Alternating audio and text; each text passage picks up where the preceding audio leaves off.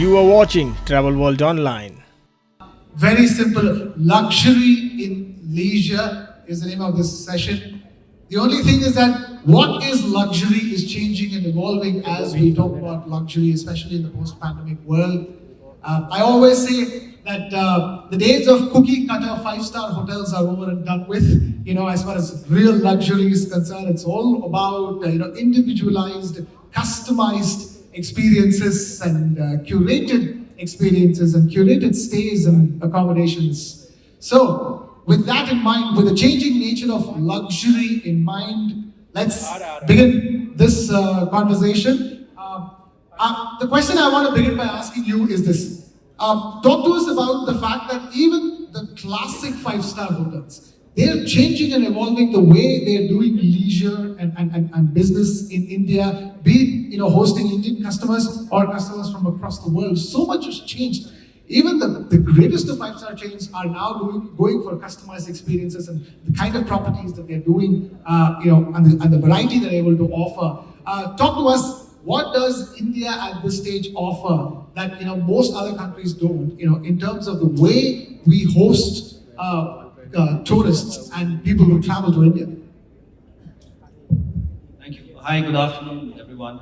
I made a cheat sheet. I'm going to flip it around a little bit. I'm going to do an audience poll. Okay, so please raise your hands if you wish. And this is about what is luxury. So I'm going to take your question a little bit ahead. I'm sorry I'm stealing the thunder here. No problem. So how many of us in the audience? Sorry, I just scribbled. It's not very long. It's very quick. Okay, so it's not going to be a 20-minute speech. How many of us in the audience think luxury is a product? Can I just have a show of hands? Okay. One. You've got one there. How many of us think that luxury is an experience? Okay, great. The last piece of that is, how many of us think that luxury is an emotion? Okay, that's a lot, right? So I think the answer to your question there is the branded hotel chains, many of us. And I think a lot of us already knew all along the way. A lot of us have started realizing now more and more that luxury is an emotion. Someone said, and it's actually one of my colleagues, I always steal his words because I love them so much. He says, it's not about what you say. We're talking about guests here, so this is the head of our guest experiences team. He says, it's not about what you say to a guest. Ultimately, what they remember, when they look back several months after they visited a hotel, it's not what you say to them, it's not what you do. Ultimately, it's how you make them feel. So that's the emotion that they carry with them. So the long answer to your question, and I'm sorry I'm going David Beckham style, I like doing that because I think it's a deep question and requires a long conversation. But I think the hotel brands more and more have started feeling that luxury is an emotion, and that's how we have started approaching the subject. So I represent Radisson Hotel Group. We are about 115 hotels operating in India. We have about 80 in the pipeline. We have a hotel every 4 hours across the length and breadth of the country, and it's one of the most recalled brands. And our emotion is, of course, we are also entering into the luxury segment with Radisson Collection. And it is going to be a sector where we are going to ensure that a guest feels right, because that's what luxury is about. Thank you. Right, and that means that Radisson India is ahead of the curve when it comes to making sure the customers feel right. That's a good thing to know. A global hotel chain is being able to innovate better in India. Hearty to know that. Mr. Meshaal and Qureshi, when you talk about India, India's outbound tourism, is a matter of huge interest for everybody across the world as India emerges as one of the largest tourist groups. When Indians travel, usually it's like a bunch of Chinese out there or a bunch of Spaniards out there traveling all the time. Now you have a bunch of Indians traveling out. Talk to us about what Saudi as a destination offers India, and what does Indian market mean for Saudi? Thank you, Krishna, for the question. Good afternoon, everyone.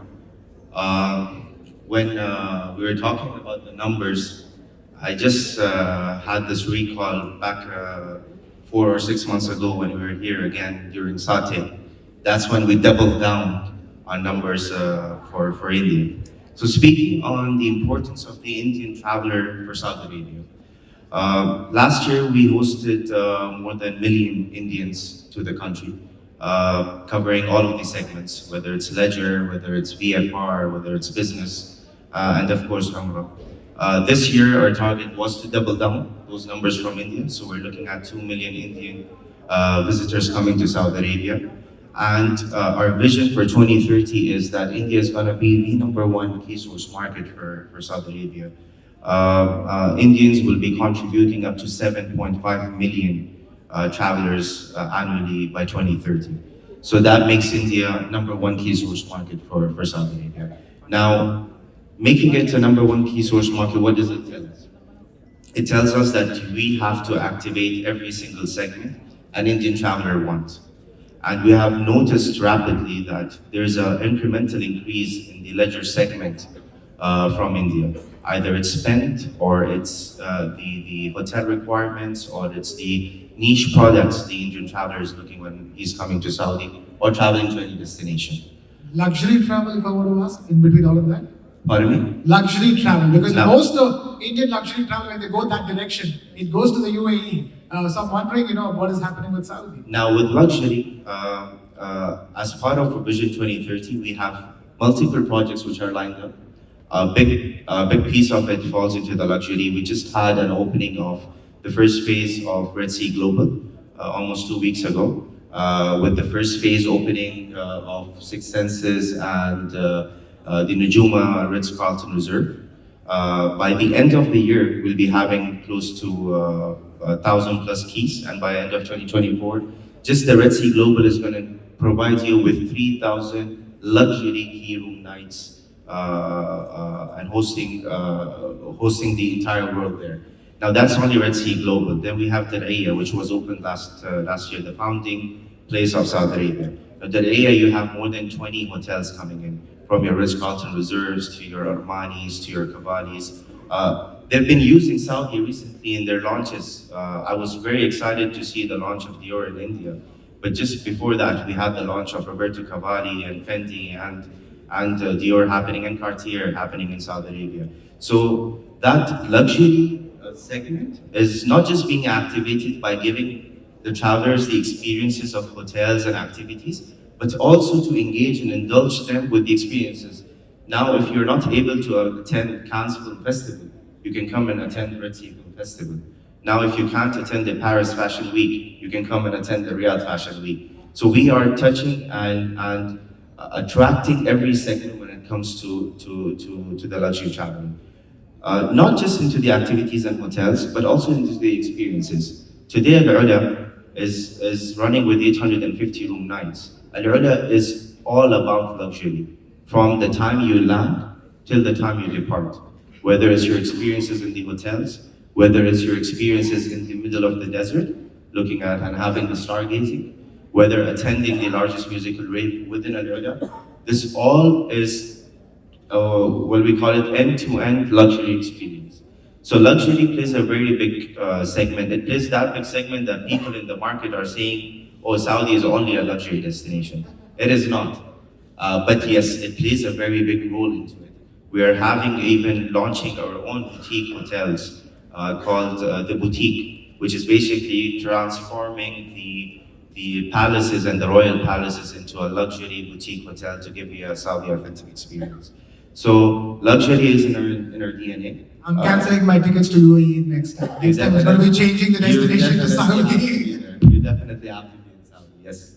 So that's luxury in a nutshell for Saudi. That doesn't mean that we're not focusing or investing heavily on our different segments. But yes, being here, sitting here today and talking specifically about luxury, I think the language here is spoken that way. I was just meeting one of my favorite agents today morning, and she was asking me about what's happening with polo this year. So we're doubling down the investment on polo. We're even attracting and trying to work on something that could actually bring both the cultures, the royal culture of India and the royal culture of the Arabia, into the country and host a friendly golf polo match. So it's just the start in the ocean, and you will be seeing more of Saudi and the luxury experiences coming into it. Fascinating. I can't. First of all, I was taken aback by the list of brands you mentioned. The first list, I could not keep track with that, and then all the experiences. Experiences are what is all about. We have another very important destination like Sri Lanka on the panel.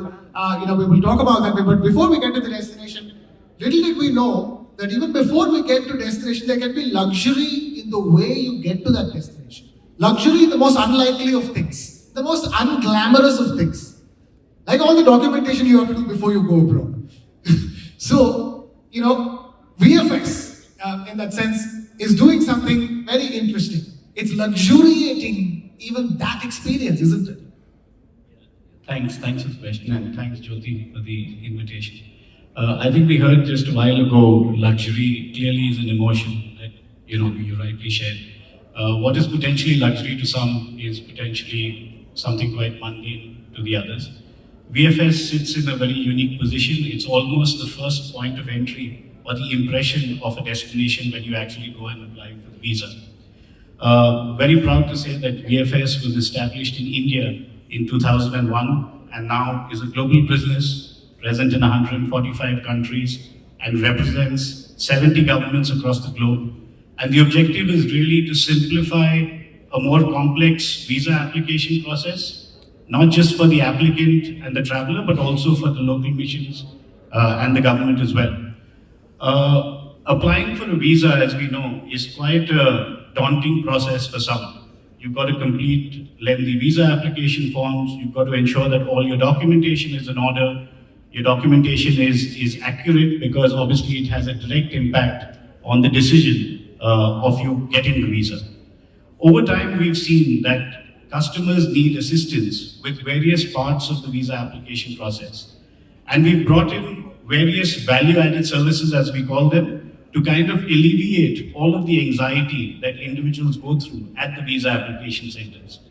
One of the things that's become more popular more recently is what we call a product that we call Visa at Your Doorstep, which enables us to come to the home or the office of the applicant rather than them coming into the visa application center. We bring in a biometrics kit that completes the entire process at their convenience, right? Becoming very, very popular across the globe and has really picked up over the last 2 years and really saves time for applicants. Some of the other things are things like offering a premium lounge where you come and have a more comfortable experience at the application center.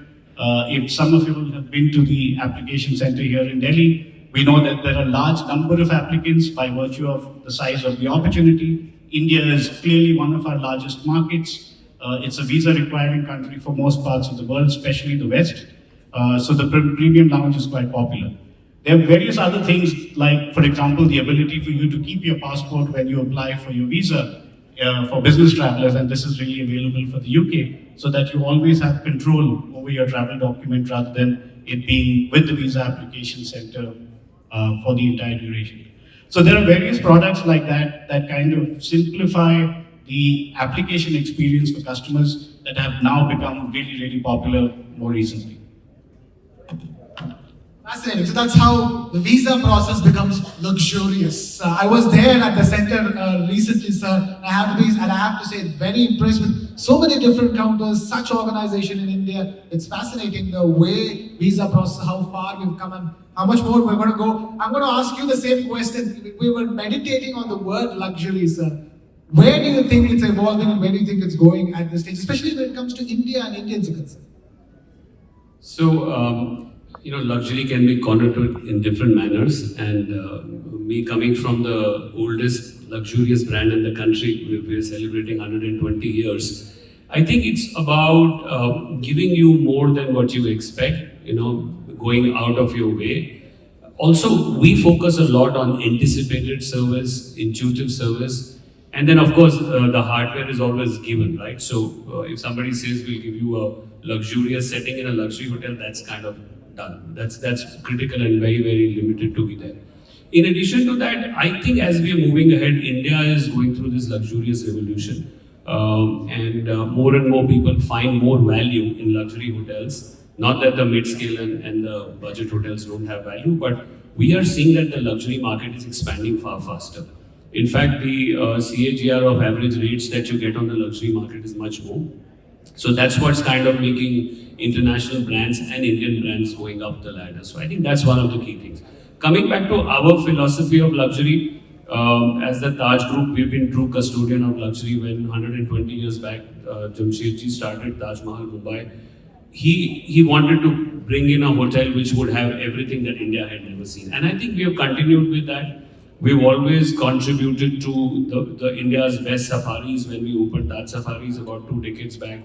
We today have the custodians of living legacies, which is almost 9 to 10 palaces which are restored, and we've been handling them. The oldest is 275-year-old, which is the Taj Lake Palace. So luxury is a definition of giving people something which they don't find. It's beyond ordinary, and the way you kind of take care of their 5 senses, I think that's very important. So our luxurious offerings are all towards making sure that you kind of manage the sensorial journey, and of course go out of your bound to give them a bespoke experience. Because I think as we move ahead, people are ready to pay you 20, 30, sometimes 100% premium by the time you understand them, and then you could fly the moon from wherever it's required to be done. So I think that's where India would move towards. Shooting for the moon as far as luxury is concerned. Before we go that far, there is Sri Lanka that's right next door. We were talking about more Indians wanting to go to Saudi, more Indians on the anvil. Saudi is getting ready to host more Indians. Sri Lanka should be getting ready to host more and more Indians as well, because so many have figured out what a destination with such short flight time that you can reach, and what luxurious experiences you can get in Sri Lanka. Yeah, absolutely, you're right. We have to look at Sri Lanka from a different perspective versus Saudi or Thailand or Indonesia for that matter. To start with, Jyoti, I made this statement at a Thai convention as well. Sri Lanka and India go back a long way, 2,500 years ago, even more, according to the Ramayana trail. Our Naughty Prince went there, and then one of your Naughty Princes came to us and made us King Vijay. So our history goes a long way. Your big brother, you're talking about domestic tourism in the morning. You're talking about 18 million, correct me if I'm wrong. So why not Sri Lanka be part of it as well? And the luxury part can be part of that as well. This is interesting, counting Sri Lanka as part of domestic tourism. Exactly, because if you look at from New Delhi, it's only 3 hours, and from Chennai, it's only 45 minutes, 50 minutes. It's like this. And it's how you define luxury from a Sri Lankan perspective. I'm going to pitch it later as well with our new campaign, how we're going to come out with. How do you define luxury? Luxury for Sri Lankans are the cultural diversification. Whether you're Sinhalese, whether you're Hindu, whether you're Muslim, everything that we have to offer. And don't forget our 22 million warm hearts. We are a very hospitable nation. I think 500-600 of you experienced it a few months ago at the Thai convention. We are known for that. Of course, there can be 1 out of 100, have a negative connotation. But at the same time, we do look after our guests. Don't forget during COVID, when tourists were stuck in Sri Lanka, when they couldn't get flights and they could stay in hotels, actually our people at our homes kept them free of charge. That is the Sri Lankan culture, that's the Sri Lankan nature. Luxury again, look at glamping in Sri Lanka. Where can you get a wild elephant and within 30 minutes go and look at the biggest whale in the world? That is Sri Lanka. That's why Steven Spielberg called it a studio. In 1983, when he shot Indiana Jones and the Temple of the Doom, Steven Spielberg, George Lucas, Harrison Ford spent over 40 days in Sri Lanka shooting Indiana Jones and the Temple of the Doom. He called it a studio. My brief for the agency this time to do the campaign was, we are an all-in-one capsule, minus the snow. Who needs the snow? Snow is snow, you can get it in Europe if you want to, even in India. Of course, in India, you get all of this, but you have to get a domestic flight. But in Sri Lanka, it's a matter of motorbike or a train ride. It's the most amazing experience, the 9 arches. Sri Lankan culture, Sri Lankan nature is a luxury itself. It is given by nature, given by God. It is not man-made. It is there it's up for us to experience it. For example, go back to the World War. I don't know whether any of you know, this is also part of luxury tourism. We have only 150 shipwrecks. Don't forget, we were ruled by the Portuguese, the Dutch, and the British for almost 500 years. So the resources that we have, of course, we have the Taj, we have the Hilton, we have the Shangri-Las, we have the Radissons, we have all that. We just recently opened in the middle of Yala, a 5-star Hilton resort, which is going at high end.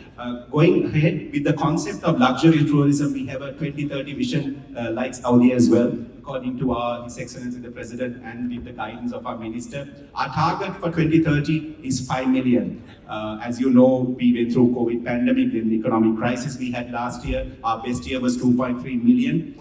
In 2018. Now we are making a massive comeback. Already we have crossed the 1.1 million mark. This year's target is 1.5 million. And of course, India is number one. Always number one. India will be always number one.